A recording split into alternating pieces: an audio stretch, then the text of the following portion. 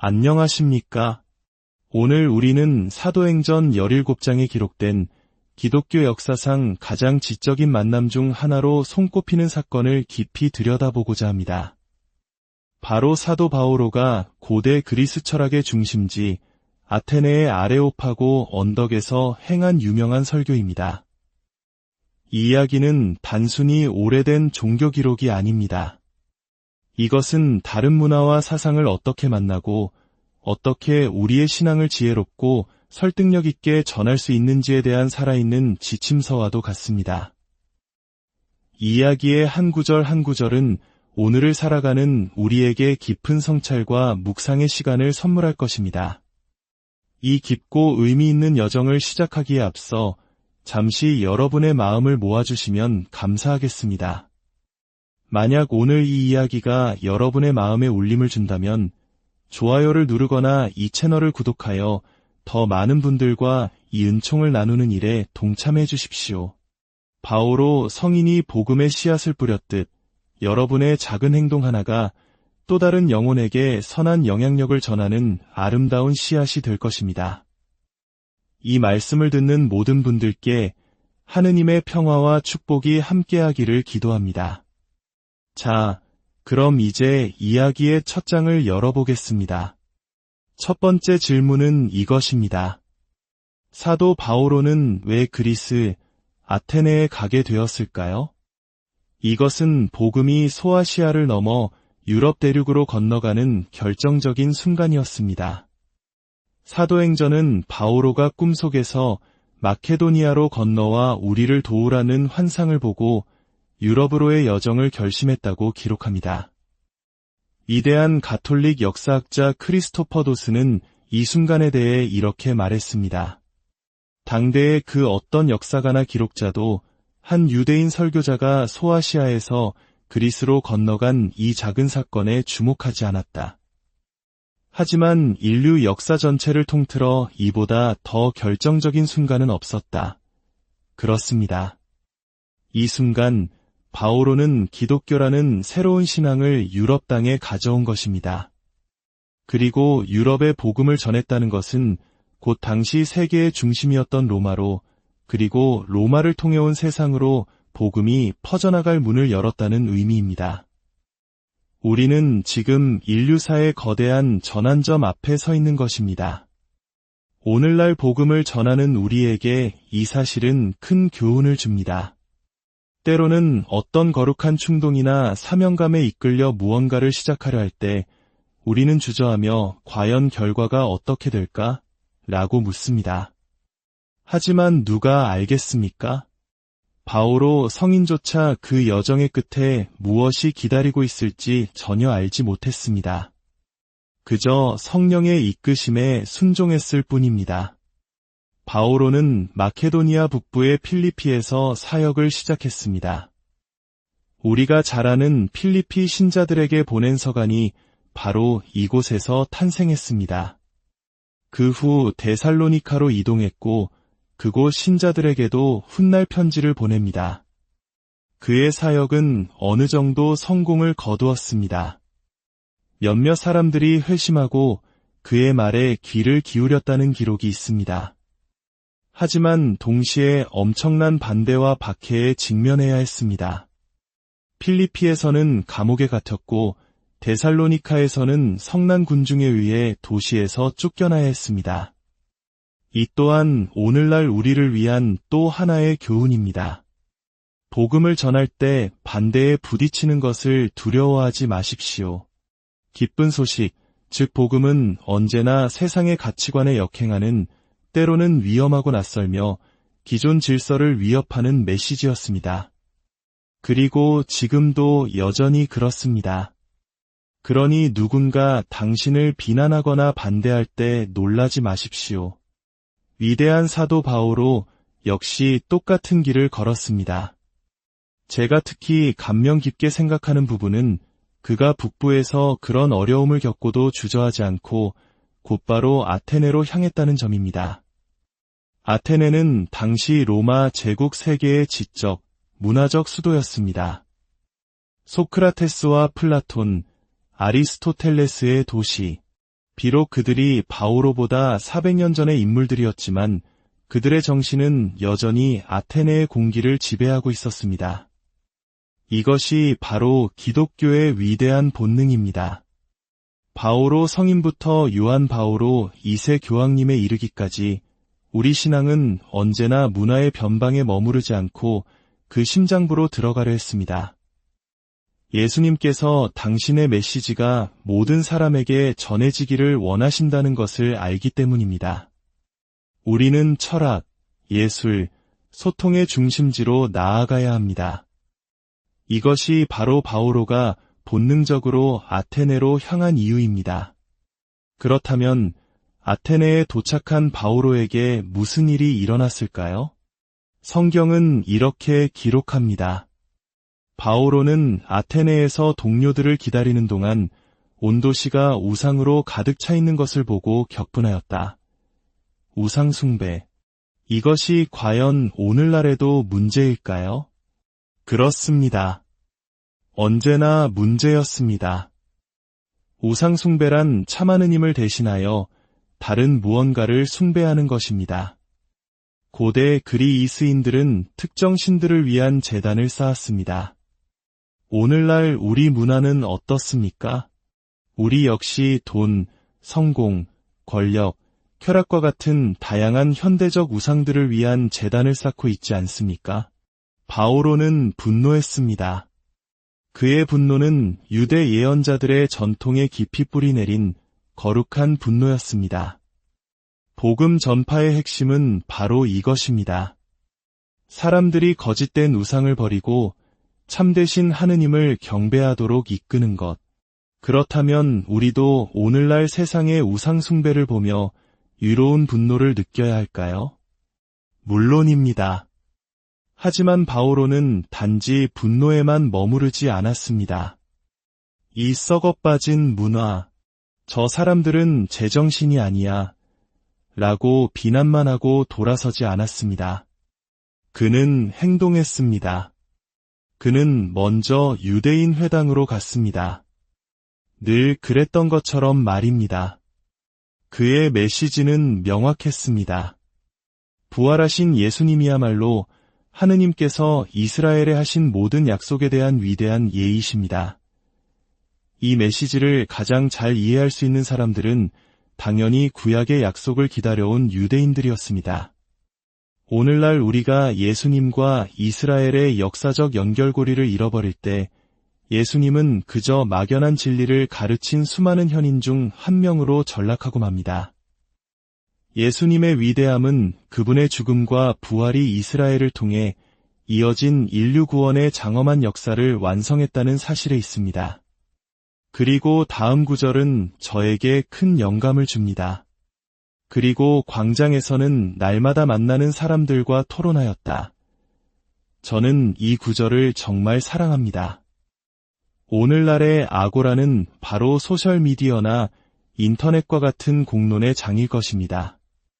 온갖 종류의 사상과 의견이 충돌하는 곳. 우리가 성당에 가면 대부분 우리와 비슷한 생각을 가진 사람들을 만납니다. 물론 그것은 좋은 일입니다. 신자들과 교제하며 서로를 격려하고 신앙을 굳건히 하는 것은 매우 중요합니다. 하지만 바오로처럼 우리는 광장으로 나아가야 합니다. 모든 이에게 열려있는 사상의 시장으로 용감하게 들어가야 합니다.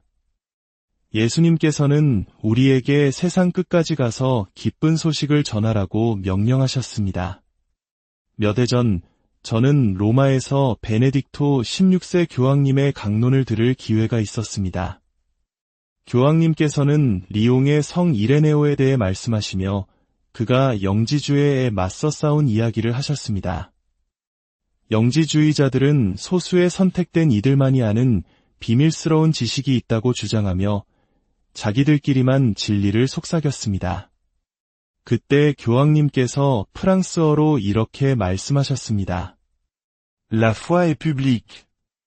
신앙은 공적인 것입니다. 그렇습니다.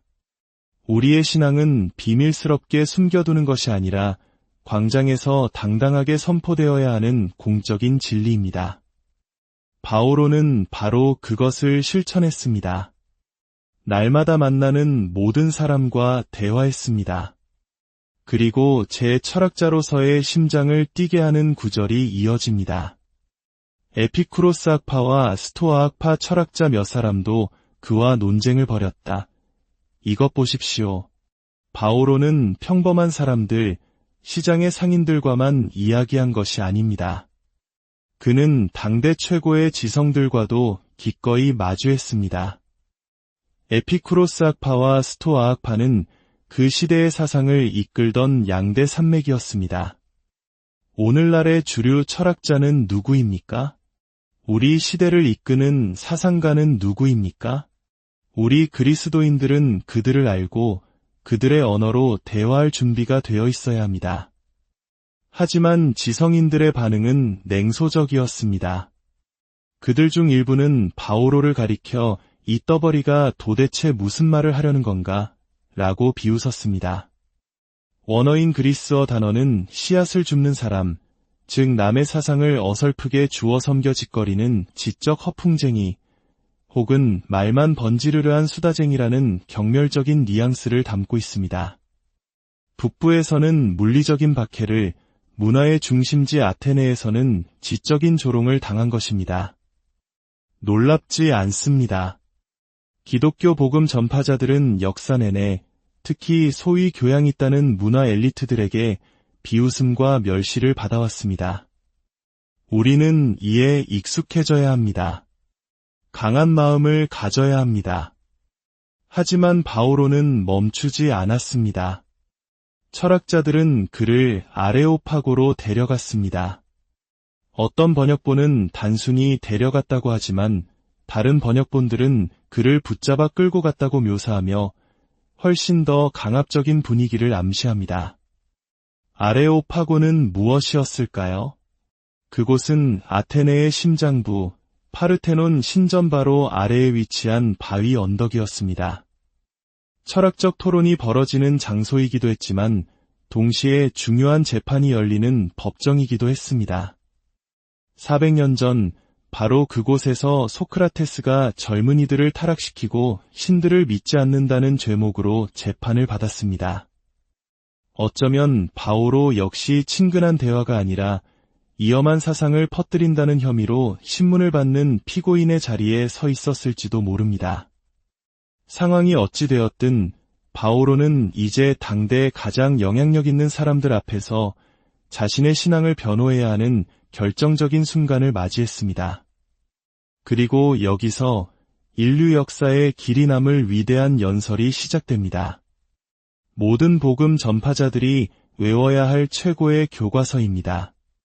바오로는 이렇게 입을 엽니다. 아테네 시민 여러분, 내가 보기에 여러분은 모든 면에서 대단히 종교적인 분들입니다.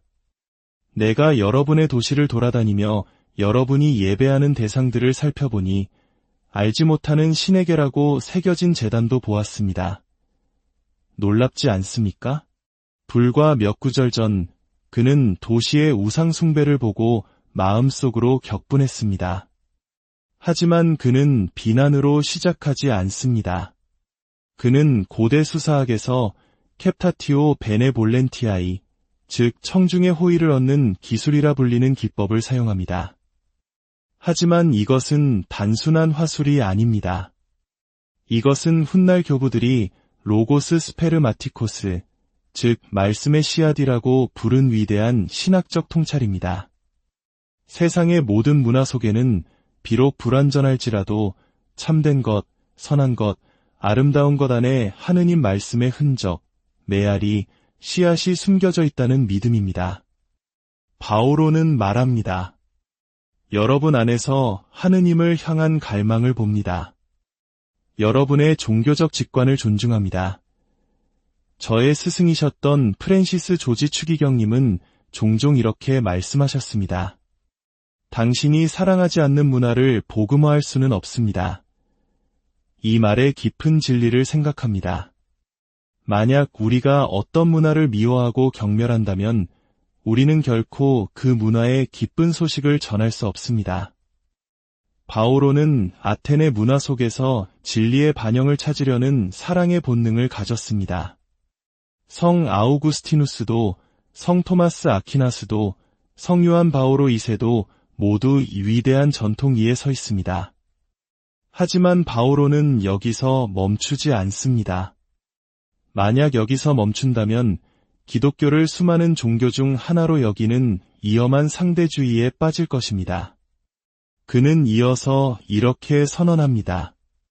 세상과 그 안에 있는 모든 것을 만드신 하느님, 하늘과 땅의 주님께서는 사람의 손으로 지은 신전에는 살지 않으십니다. 그가 이 말을 할 때 어디에 서 있었는지 상상해 보십시오. 그의 머리 위에는 인간이 만든 가장 웅장한 신전, 아테나 여신을 모신 파르테논이 우뚝 솟아 있었습니다. 그는 칭찬과 긍정으로 다가간 후 곧바로 그들의 우상숭배를 정면으로 비판합니다. 예와 아니오를 동시에 말하는 이 절묘한 리듬. 이것이 바로 위대한 복음 전파자의 모습입니다. 그리고 이 모든 것은 복음의 가장 핵심적인 새로운 소식을 선포하기 위한 서론이었습니다.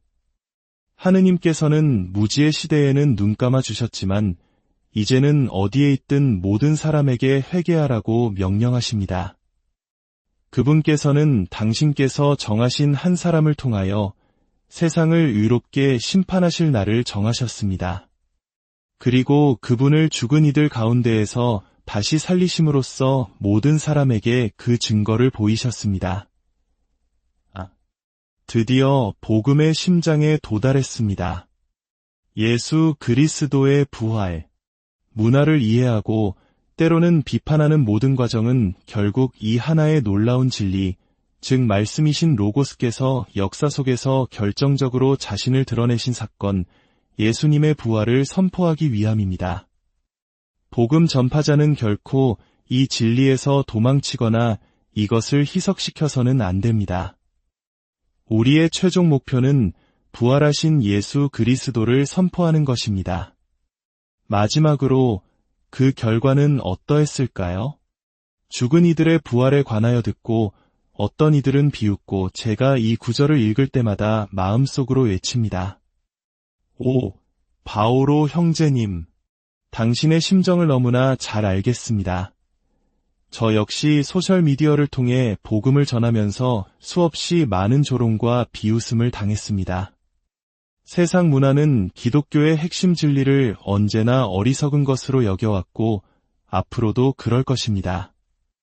예수님께서 죽으셨다가 다시 살아나셨다는 것, 그리고 그 사건이 온 세상을 위한 은총의 원천이 된다는 것은 참으로 기묘하고 놀라운 소식입니다. 어떤 이들은 고대 사람들은 순진해서 뭐든지 쉽게 믿었을 거라고 생각하지만 천만에요. 그들 역시 부활 이야기를 터무니없는 소리로 여겼습니다. 하지만 이야기는 거기서 끝나지 않습니다. 어떤 이들은 그 점에 관해서는 다음에 다시 듣겠소 하고 말하였다. 그들은 흥미를 느꼈습니다. 그리고 마지막으로 몇몇 사람은 바오로 편에 가담하여 믿게 되었다. 그 중에는 아레오파고 의회의원인 디오니시오와 다마리스라는 여인도 있었습니다. 비록 소수였지만 씨앗은 뿌려졌습니다. 아테네의 심장부에서 가장 지적인 청중 앞에서 바오로는 조롱과 무관심 속에서도 진리를 선포했고 그 진리는 몇몇 영혼의 뿌리를 내렸습니다. 오늘 우리가 살펴본 사도 바오로의 이야기는 우리에게 용기와 지혜를 줍니다. 그것은 우리에게 문화를 사랑의 눈으로 바라보되 진리에 대해서는 타협하지 말라고 가르칩니다. 또한 결과에 연연하지 말고 담대하게 복음을 선포하라고 격려합니다. 비웃음과 반대 속에서도 하느님의 말씀은 반드시 열매를 맺는다는 희망을 줍니다. 성 바오로의 위대한 여정이 오늘을 살아가는 우리 모두에게 영감이 되기를 바랍니다. 우리가 살아가는 이 세상의 아레오파고에서 사랑과 진리로 하느님을 증거하는 용기를 얻을 수 있기를 기도합니다. 여러분 모두에게 주님의 안녕하십니까?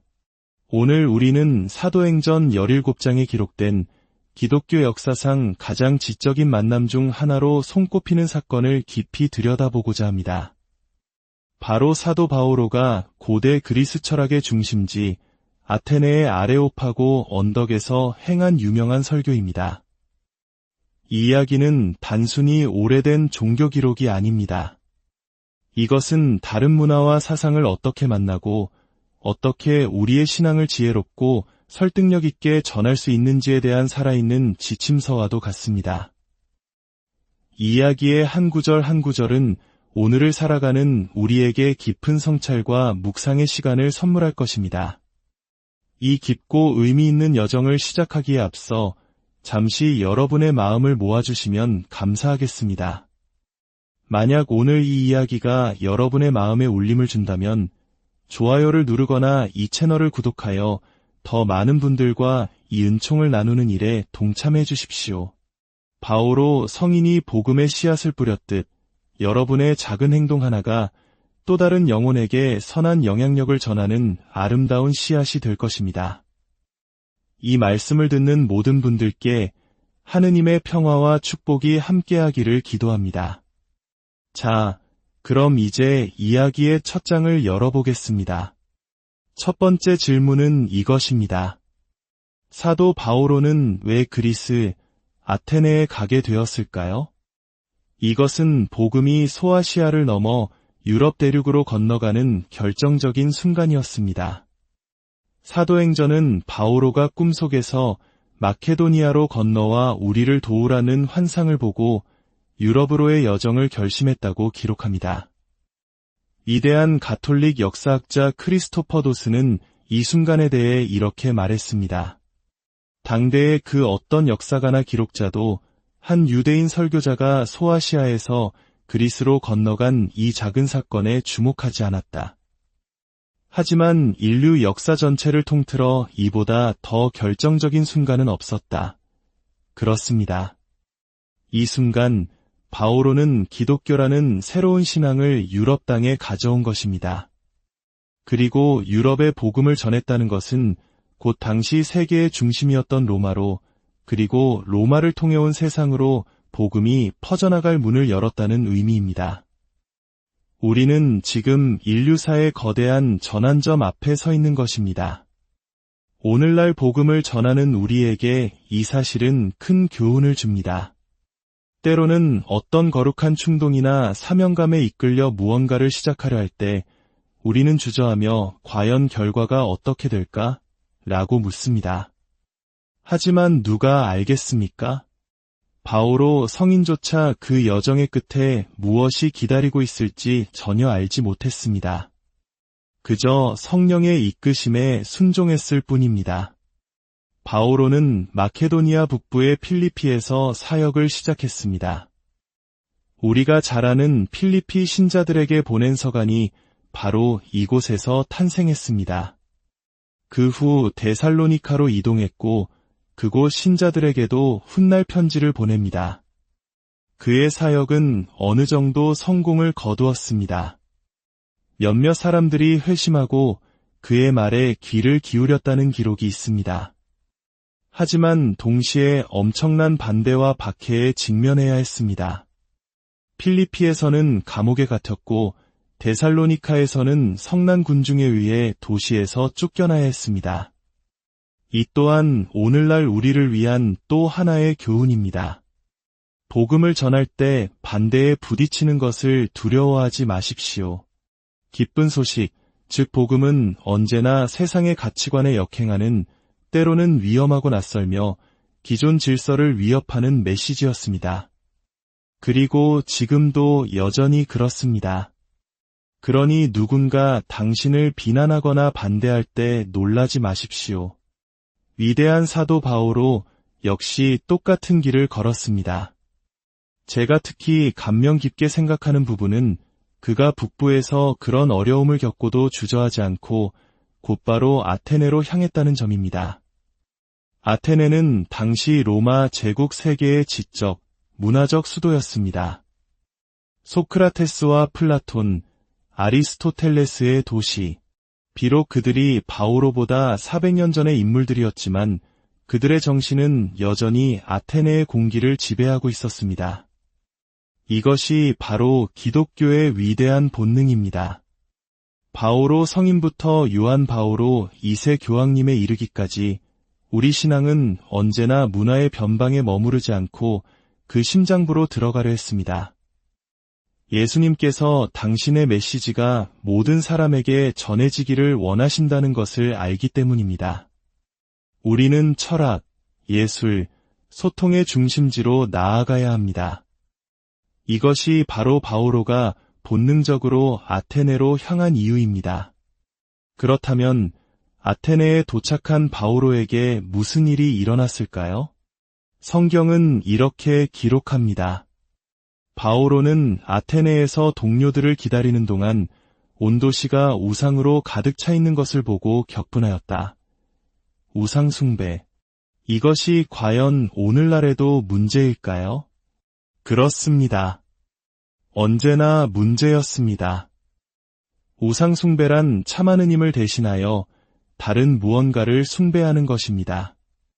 고대 그리스인들은 특정 신들을 위한 제단을 쌓았습니다. 오늘날 우리 문화는 어떻습니까? 우리 역시 돈, 성공, 권력, 쾌락과 같은 다양한 현대적 우상들을 위한 제단을 쌓고 있지 않습니까? 바오로는 분노했습니다. 그의 분노는 유대 예언자들의 전통에 깊이 뿌리내린 거룩한 분노였습니다. 복음 전파의 핵심은 바로 이것입니다.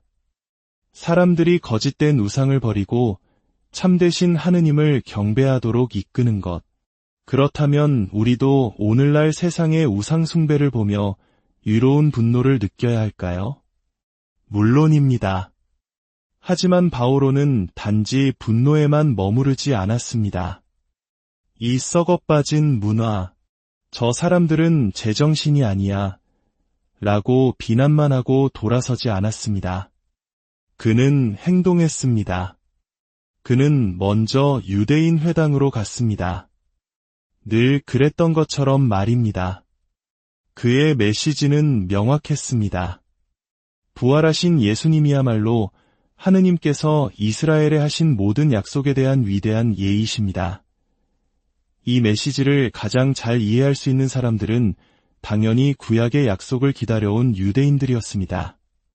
오늘날 우리가 예수님과 이스라엘의 역사적 연결고리를 잃어버릴 때 예수님은 그저 막연한 진리를 가르친 수많은 현인 중 한 명으로 전락하고 맙니다.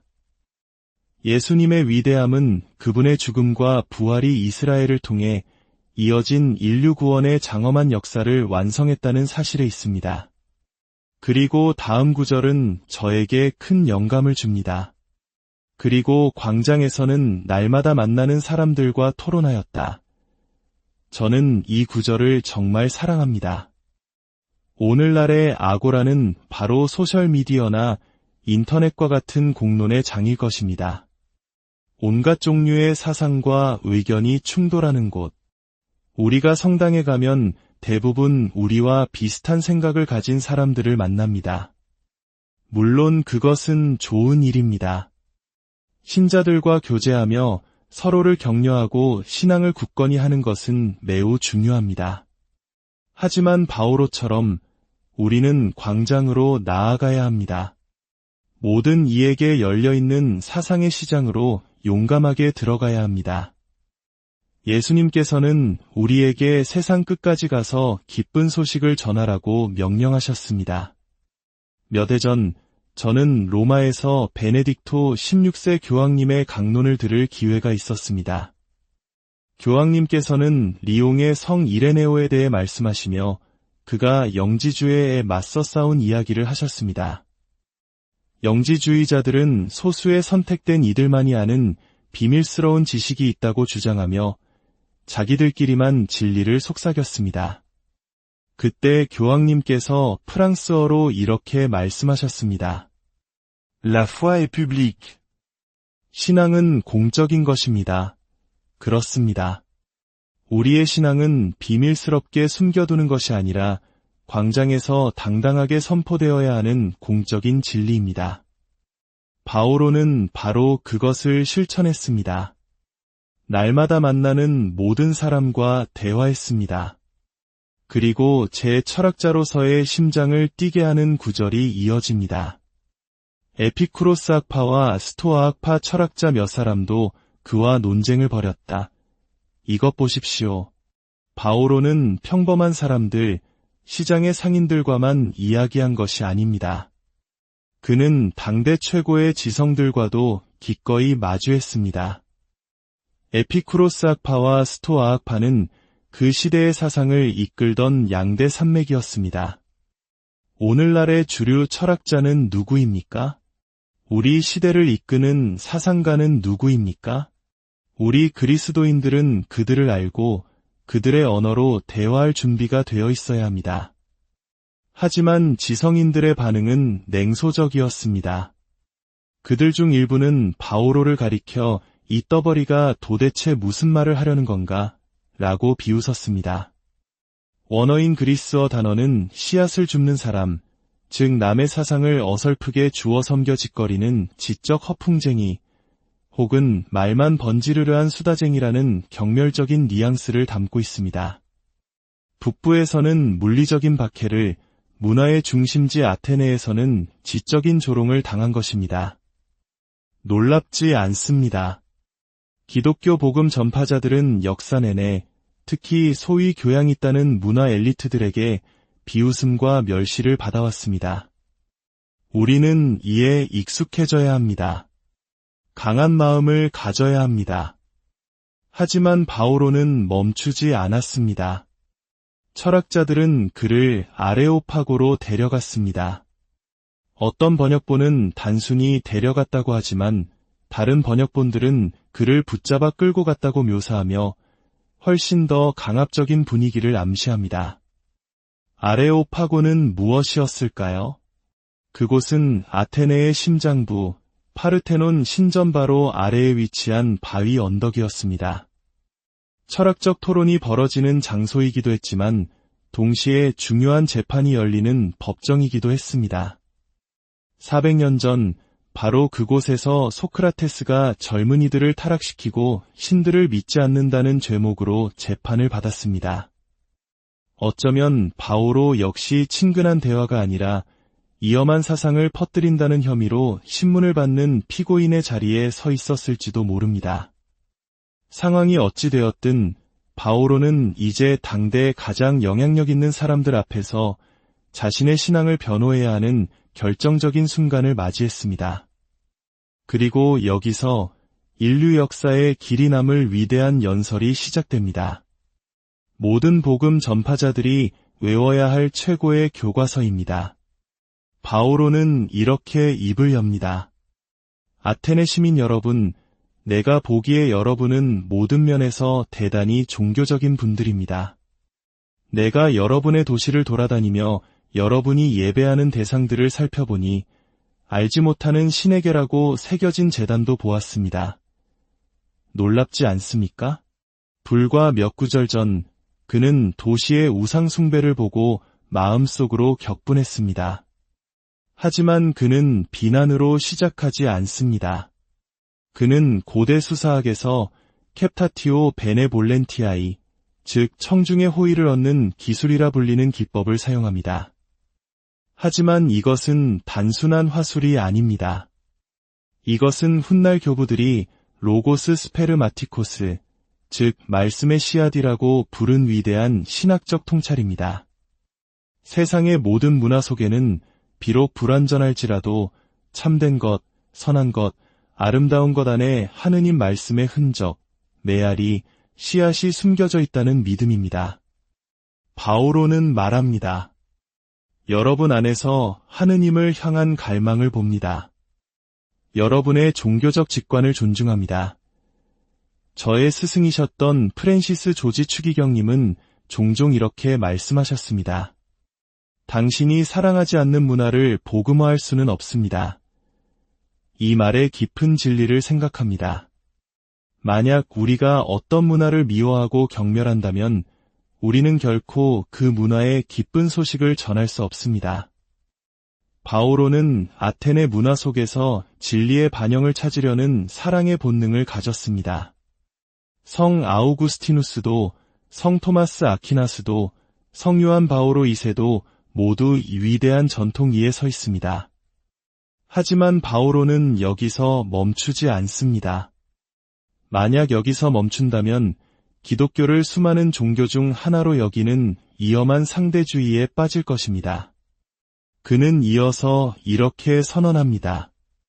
세상과 그 안에 있는 모든 것을 만드신 하느님, 하늘과 땅의 주님께서는 사람의 손으로 지은 신전에는 살지 않으십니다. 그가 이 말을 할 때 어디에 서 있었는지 상상해 보십시오. 그의 머리 위에는 인간이 만든 가장 웅장한 신전, 아테나 여신을 모신 파르테논이 우뚝 솟아 있었습니다. 그는 칭찬과 긍정으로 다가간 후 곧바로 그들의 우상 숭배를 정면으로 비판합니다. 예와 아니오를 동시에 말하는 이 절묘한 리듬. 이것이 바로 위대한 복음 전파자의 모습입니다. 그리고 이 모든 것은 복음의 가장 핵심적인 새로운 소식을 선포하기 위한 서론이었습니다. 하느님께서는 무지의 시대에는 눈 감아 주셨지만 이제는 어디에 있든 모든 사람에게 회개하라고 명령하십니다. 그분께서는 당신께서 정하신 한 사람을 통하여 세상을 의롭게 심판하실 날을 정하셨습니다. 그리고 그분을 죽은 이들 가운데에서 다시 살리심으로써 모든 사람에게 그 증거를 보이셨습니다. 드디어 복음의 심장에 도달했습니다. 예수 그리스도의 부활. 문화를 이해하고 때로는 비판하는 모든 과정은 결국 이 하나의 놀라운 진리, 즉 말씀이신 로고스께서 역사 속에서 결정적으로 자신을 드러내신 사건, 예수님의 부활을 선포하기 위함입니다. 복음 전파자는 결코 이 진리에서 도망치거나 이것을 희석시켜서는 안 됩니다. 우리의 최종 목표는 부활하신 예수 그리스도를 선포하는 것입니다. 마지막으로 그 결과는 어떠했을까요? 죽은 이들의 부활에 관하여 듣고 어떤 이들은 비웃고 제가 이 구절을 읽을 때마다 마음속으로 외칩니다. 오, 바오로 형제님, 당신의 심정을 너무나 잘 알겠습니다. 저 역시 소셜미디어를 통해 복음을 전하면서 수없이 많은 조롱과 비웃음을 당했습니다. 세상 문화는 기독교의 핵심 진리를 언제나 어리석은 것으로 여겨왔고 앞으로도 그럴 것입니다. 예수님께서 죽으셨다가 다시 살아나셨다는 것, 그리고 그 사건이 온 세상을 위한 은총의 원천이 된다는 것은 참으로 기묘하고 놀라운 소식입니다. 어떤 이들은 고대 사람들은 순진해서 뭐든지 쉽게 믿었을 거라고 생각하지만 천만에요. 그들 역시 부활 이야기를 터무니없는 소리로 여겼습니다. 하지만 이야기는 거기서 끝나지 않습니다. 어떤 이들은 그 점에 관해서는 다음에 다시 듣겠소 하고 말하였다. 그들은 흥미를 느꼈습니다. 그리고 마지막으로 몇몇 사람은 바오로 편에 가담하여 믿게 되었다. 그 중에는 아레오파고 의회의원인 디오니시오와 다마리스라는 여인도 있었습니다. 비록 소수였지만 씨앗은 뿌려졌습니다. 아테네의 심장부에서 가장 지적인 청중 앞에서 바오로는 조롱과 무관심 속에서도 진리를 선포했고 그 진리는 몇몇 영혼의 뿌리를 내렸습니다. 오늘 우리가 살펴본 사도 바오로의 이야기는 우리에게 용기와 지혜를 줍니다. 그것은 우리에게 문화를 사랑의 눈으로 바라보되 진리에 대해서는 타협하지 말라고 가르칩니다. 또한 결과에 연연하지 말고 담대하게 복음을 선포하라고 격려합니다. 비웃음과 반대 속에서도 하느님의 말씀은 반드시 열매를 맺는다는 희망을 줍니다. 성 바오로의 위대한 여정이 오늘을 살아가는 우리 모두에게 영감이 되기를 바랍니다. 우리가 살아가는 이 세상의 아레오파고에서 사랑과 진리로 하느님을 증거하는 용기를 얻을 수 있기를 기도합니다. 여러분 모두에게 주님의 안녕하십니까? 오늘 우리는 사도행전 17장에 기록된 기독교 역사상 가장 지적인 만남 중 하나로 손꼽히는 사건을 깊이 들여다보고자 합니다. 바로 사도 바오로가 고대 그리스 철학의 중심지 아테네의 아레오파고 언덕에서 행한 유명한 설교입니다. 이 이야기는 단순히 오래된 종교 기록이 아닙니다. 이것은 다른 문화와 사상을 어떻게 만나고 어떻게 우리의 신앙을 지혜롭고 설득력 있게 전할 수 있는지에 대한 살아있는 지침서와도 같습니다. 이 이야기의 한 구절 한 구절은 오늘을 살아가는 우리에게 깊은 성찰과 묵상의 시간을 선물할 것입니다. 이 깊고 의미 있는 여정을 시작하기에 앞서 잠시 여러분의 마음을 모아주시면 감사하겠습니다. 만약 오늘 이 이야기가 여러분의 마음에 울림을 준다면 좋아요를 누르거나 이 채널을 구독하여 더 많은 분들과 이 은총을 나누는 일에 동참해 주십시오. 바오로 성인이 복음의 씨앗을 뿌렸듯 여러분의 작은 행동 하나가 또 다른 영혼에게 선한 영향력을 전하는 아름다운 씨앗이 될 것입니다. 이 말씀을 듣는 모든 분들께 하느님의 평화와 축복이 함께하기를 기도합니다. 자, 그럼 이제 이야기의 첫 장을 열어보겠습니다. 첫 번째 질문은 이것입니다. 사도 바오로는 왜 그리스, 아테네에 가게 되었을까요? 이것은 복음이 소아시아를 넘어 유럽 대륙으로 건너가는 결정적인 순간이었습니다. 사도행전은 바오로가 꿈속에서 마케도니아로 건너와 우리를 도우라는 환상을 보고 유럽으로의 여정을 결심했다고 기록합니다. 위대한 가톨릭 역사학자 크리스토퍼 도스는 이 순간에 대해 이렇게 말했습니다. 당대의 그 어떤 역사가나 기록자도 한 유대인 설교자가 소아시아에서 그리스로 건너간 이 작은 사건에 주목하지 않았다. 하지만 인류 역사 전체를 통틀어 이보다 더 결정적인 순간은 없었다. 그렇습니다. 이 순간 바오로는 기독교라는 새로운 신앙을 유럽 땅에 가져온 것입니다. 그리고 유럽에 복음을 전했다는 것은 곧 당시 세계의 중심이었던 로마로, 그리고 로마를 통해 온 세상으로 복음이 퍼져나갈 문을 열었다는 의미입니다. 우리는 지금 인류사의 거대한 전환점 앞에 서 있는 것입니다. 오늘날 복음을 전하는 우리에게 이 사실은 큰 교훈을 줍니다. 때로는 어떤 거룩한 충동이나 사명감에 이끌려 무언가를 시작하려 할 때 우리는 주저하며 과연 결과가 어떻게 될까? 라고 묻습니다. 하지만 누가 알겠습니까? 바오로 성인조차 그 여정의 끝에 무엇이 기다리고 있을지 전혀 알지 못했습니다. 그저 성령의 이끄심에 순종했을 뿐입니다. 바오로는 마케도니아 북부의 필리피에서 사역을 시작했습니다. 우리가 잘 아는 필리피 신자들에게 보낸 서간이 바로 이곳에서 탄생했습니다. 그 후 데살로니카로 이동했고 그곳 신자들에게도 훗날 편지를 보냅니다. 그의 사역은 어느 정도 성공을 거두었습니다. 몇몇 사람들이 회심하고 그의 말에 귀를 기울였다는 기록이 있습니다. 하지만 동시에 엄청난 반대와 박해에 직면해야 했습니다. 필리피에서는 감옥에 갇혔고 데살로니카에서는 성난 군중에 의해 도시에서 쫓겨나야 했습니다. 이 또한 오늘날 우리를 위한 또 하나의 교훈입니다. 복음을 전할 때 반대에 부딪히는 것을 두려워하지 마십시오. 기쁜 소식, 즉 복음은 언제나 세상의 가치관에 역행하는, 때로는 위험하고 낯설며 기존 질서를 위협하는 메시지였습니다. 그리고 지금도 여전히 그렇습니다. 그러니 누군가 당신을 비난하거나 반대할 때 놀라지 마십시오. 위대한 사도 바오로 역시 똑같은 길을 걸었습니다. 제가 특히 감명 깊게 생각하는 부분은 그가 북부에서 그런 어려움을 겪고도 주저하지 않고 곧바로 아테네로 향했다는 점입니다. 아테네는 당시 로마 제국 세계의 지적, 문화적 수도였습니다.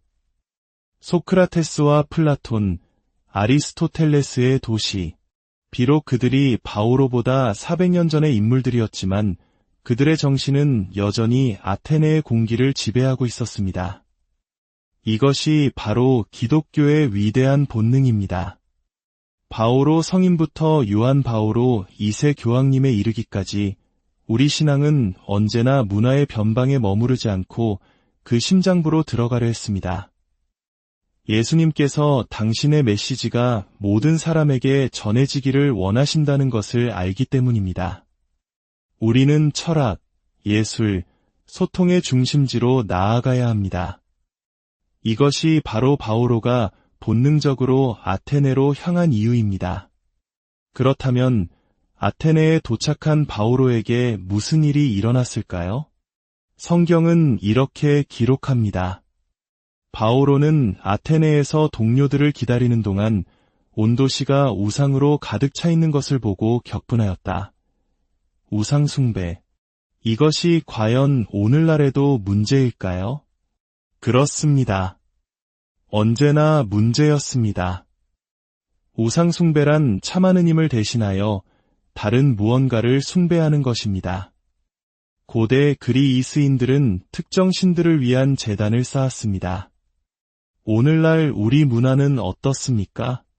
우리 역시 돈, 성공, 권력, 쾌락과 같은 다양한 현대적 우상들을 위한 제단을 쌓고 있지 않습니까? 바오로는 분노했습니다.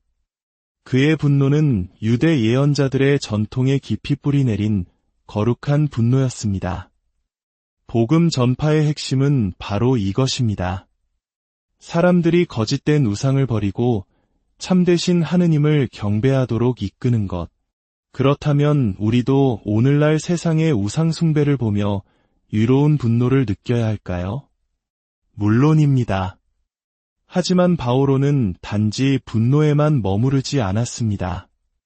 이 썩어빠진 문화, 저 사람들은 제정신이 아니야, 라고 비난만 하고 돌아서지 않았습니다. 그는 행동했습니다. 그는 먼저 유대인 회당으로 갔습니다. 늘 그랬던 것처럼 말입니다. 그의 메시지는 명확했습니다. 부활하신 예수님이야말로 하느님께서 이스라엘에 하신 모든 약속에 대한 위대한 예이십니다. 이 메시지를 가장 잘 이해할 수 있는 사람들은 당연히 구약의 약속을 기다려온 유대인들이었습니다. 오늘날 우리가 예수님과 이스라엘의 역사적 연결고리를 잃어버릴 때 예수님은 그저 막연한 진리를 가르친 수많은 현인 중 한 명으로 전락하고 맙니다. 예수님의 위대함은 그분의 죽음과 부활이 이스라엘을 통해 이어진 인류 구원의 장엄한 역사를 완성했다는 사실에 있습니다. 그리고 다음 구절은 저에게 큰 영감을 줍니다. 그리고 광장에서는 날마다 만나는 사람들과 토론하였다. 저는 이 구절을 정말 사랑합니다. 오늘날의 아고라는 바로 소셜미디어나 인터넷과 같은 공론의 장일 것입니다. 온갖 종류의 사상과 의견이 충돌하는 곳. 우리가 성당에 가면 대부분 우리와 비슷한 생각을 가진 사람들을 만납니다.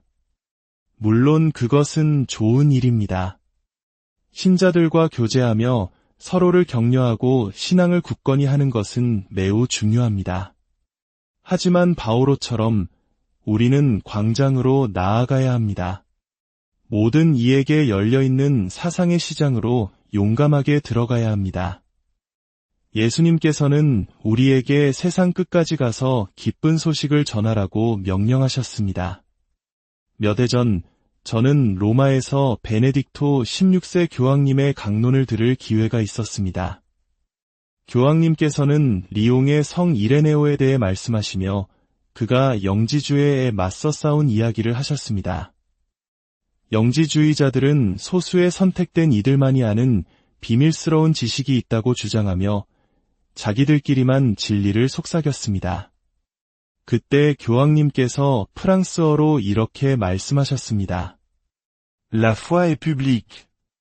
신앙은 공적인 것입니다. 그렇습니다. 우리의 신앙은 비밀스럽게 숨겨두는 것이 아니라 광장에서 당당하게 선포되어야 하는 공적인 진리입니다. 바오로는 바로 그것을 실천했습니다. 날마다 만나는 모든 사람과 대화했습니다. 그리고 제 철학자로서의 심장을 뛰게 하는 구절이 이어집니다. 에피쿠로스 학파와 스토아 학파 철학자 몇 사람도 그와 논쟁을 벌였다. 이것 보십시오. 바오로는 평범한 사람들, 시장의 상인들과만 이야기한 것이 아닙니다. 그는 당대 최고의 지성들과도 기꺼이 마주했습니다. 에피쿠로스 학파와 스토아 학파는 그 시대의 사상을 이끌던 양대 산맥이었습니다. 오늘날의 주류 철학자는 누구입니까? 우리 시대를 이끄는 사상가는 누구입니까? 우리 그리스도인들은 그들을 알고 그들의 언어로 대화할 준비가 되어 있어야 합니다. 하지만 지성인들의 반응은 냉소적이었습니다. 그들 중 일부는 바오로를 가리켜 이 떠벌이가 도대체 무슨 말을 하려는 건가? 라고 비웃었습니다. 원어인 그리스어 단어는 씨앗을 줍는 사람, 즉 남의 사상을 어설프게 주워 섬겨 짓거리는 지적 허풍쟁이, 혹은 말만 번지르르한 수다쟁이라는 경멸적인 뉘앙스를 담고 있습니다. 북부에서는 물리적인 박해를, 문화의 중심지 아테네에서는 지적인 조롱을 당한 것입니다. 놀랍지 않습니다. 기독교 복음 전파자들은 역사 내내 특히 소위 교양 있다는 문화 엘리트들에게 비웃음과 멸시를 받아왔습니다. 우리는 이에 익숙해져야 합니다. 강한 마음을 가져야 합니다. 하지만 바오로는 멈추지 않았습니다. 철학자들은 그를 아레오파고로 데려갔습니다. 어떤 번역본은 단순히 데려갔다고 하지만 다른 번역본들은 그를 붙잡아 끌고 갔다고 묘사하며 훨씬 더 강압적인 분위기를 암시합니다. 아레오파고는 무엇이었을까요? 그곳은 아테네의 심장부, 파르테논 신전 바로 아래에 위치한 바위 언덕이었습니다. 철학적 토론이 벌어지는 장소이기도 했지만 동시에 중요한 재판이 열리는 법정이기도 했습니다. 400년 전 바로 그곳에서 소크라테스가 젊은이들을 타락시키고 신들을 믿지 않는다는 죄목으로 재판을 받았습니다. 어쩌면 바오로 역시 친근한 대화가 아니라 위험한 사상을 퍼뜨린다는 혐의로 신문을 받는 피고인의 자리에 서 있었을지도 모릅니다. 상황이 어찌 되었든 바오로는 이제 당대 가장 영향력 있는 사람들 앞에서 자신의 신앙을 변호해야 하는 결정적인 순간을 맞이했습니다. 그리고 여기서 인류 역사에 길이 남을 위대한 연설이 시작됩니다. 모든 복음 전파자들이 외워야 할 최고의 교과서입니다. 바오로는 이렇게 입을 엽니다.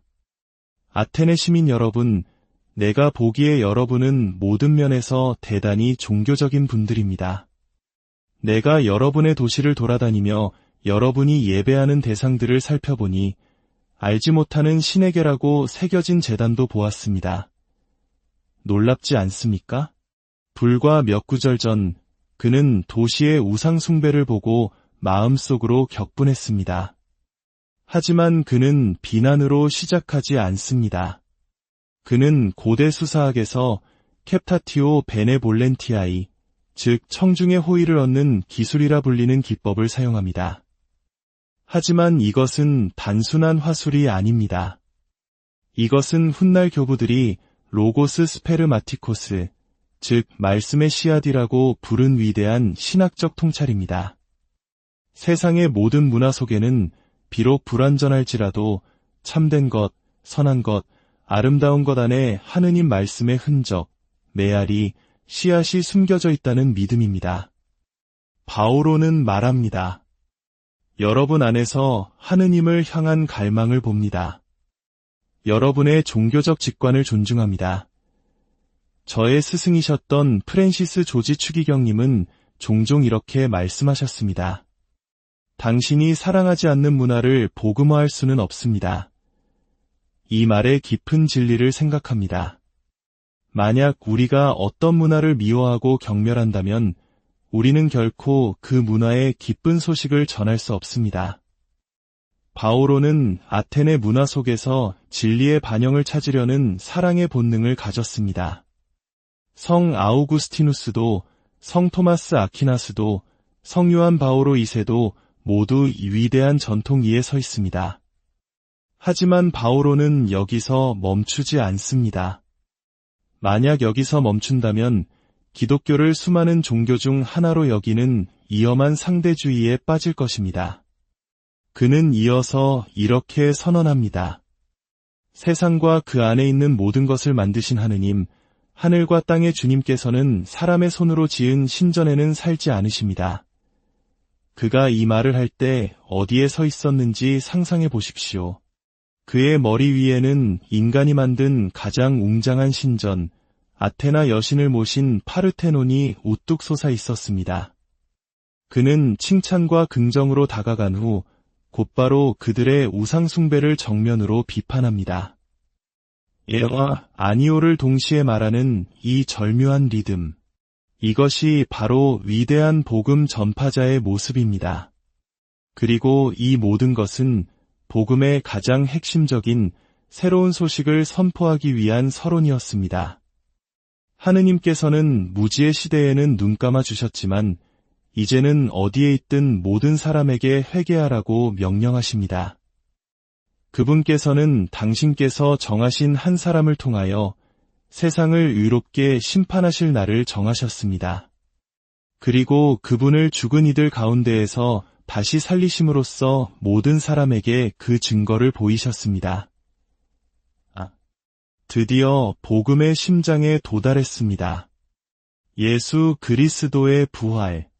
문화를 이해하고 때로는 비판하는 모든 과정은 결국 이 하나의 놀라운 진리, 즉 말씀이신 로고스께서 역사 속에서 결정적으로 자신을 드러내신 사건, 예수님의 부활을 선포하기 위함입니다. 복음 전파자는 결코 이 진리에서 도망치거나 이것을 희석시켜서는 안 됩니다. 우리의 최종 목표는 부활하신 예수 그리스도를 선포하는 것입니다. 마지막으로 그 결과는 어떠했을까요? 죽은 이들의 부활에 관하여 듣고 어떤 이들은 비웃고 제가 이 구절을 읽을 때마다 마음속으로 외칩니다. 오, 바오로 형제님, 당신의 심정을 너무나 잘 알겠습니다. 저 역시 소셜미디어를 통해 복음을 전하면서 수없이 많은 조롱과 비웃음을 당했습니다. 세상 문화는 기독교의 핵심 진리를 언제나 어리석은 것으로 여겨왔고 앞으로도 그럴 것입니다. 예수님께서 죽으셨다가 다시 살아나셨다는 것, 그리고 그 사건이 온 세상을 위한 은총의 원천이 된다는 것은 참으로 기묘하고 놀라운 소식입니다. 어떤 이들은 고대 사람들은 순진해서 뭐든지 쉽게 믿었을 거라고 생각하지만 천만에요. 그들 역시 부활 이야기를 터무니없는 소리로 여겼습니다. 하지만 이야기는 거기서 끝나지 않습니다. 어떤 이들은 그 점에 관해서는 다음에 다시 듣겠소 하고 말하였다. 그들은 흥미를 느꼈습니다. 그리고 마지막으로 몇몇 사람은 바오로 편에 가담하여 믿게 되었다. 그 중에는 아레오파고 의회의원인 디오니시오와 다마리스라는 여인도 있었습니다. 비록 소수였지만 씨앗은 뿌려졌습니다. 아테네의 심장부에서 가장 지적인 청중 앞에서 바오로는 조롱과 무관심 속에서도 진리를 선포했고 그 진리는 몇몇 영혼의 뿌리를 내렸습니다. 오늘 우리가 살펴본 사도 바오로의 이야기는 우리에게 용기와 지혜를 줍니다. 그것은 우리에게 문화를 사랑의 눈으로 바라보되 진리에 대해서는 타협하지 말라고 가르칩니다. 또한 결과에 연연하지 말고 담대하게 복음을 선포하라고 격려합니다. 비웃음과 반대 속에서도 하느님의 말씀은 반드시 열매를 맺는다는 희망을 줍니다. 성 바오로의 위대한 여정이 오늘을 살아가는 우리 모두에게 영감이 되기를 바랍니다. 우리가 살아가는 이 세상의 아레오파고에서 사랑과 진리로 하느님을 증거하는 용기를 얻을 수 있기를 기도합니다. 여러분 모두에게 주님의 안녕하십니까? 오늘 우리는 사도행전 17장에 기록된 기독교 역사상 가장 지적인 만남 중 하나로 손꼽히는 사건을 깊이 들여다보고자 합니다. 바로 사도 바오로가 고대 그리스 철학의 중심지 아테네의 아레오파고 언덕에서 행한 유명한 설교